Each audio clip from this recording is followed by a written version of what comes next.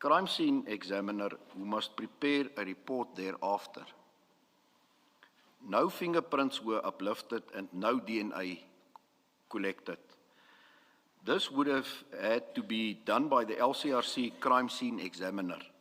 Furthermore, the exhibits had to be sealed at the crime scene, but was only done after the cocaine was transported and stored in Port Shepstone.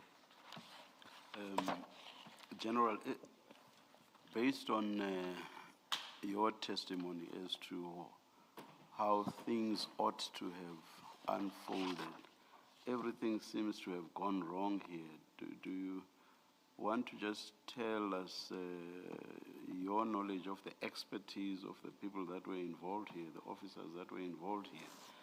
I'm just trying to understand why everything would have gone wrong. I understand you may possibly have some reluctance to comment on the expertise or lack of it of your colleagues, but the reality is, based on your testimony, everything went wrong. So indeed. I'm trying to understand in my mind why that is so, or why that was so.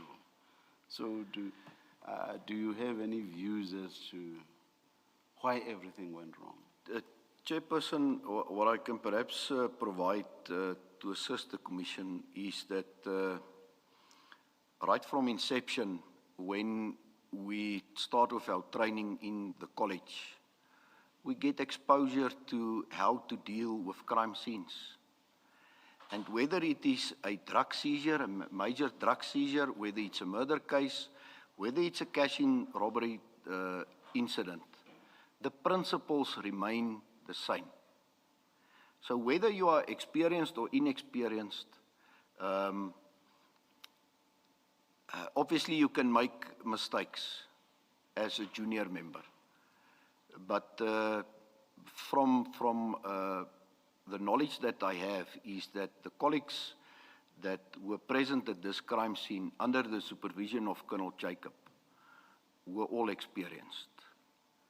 There was no need for things to go wrong.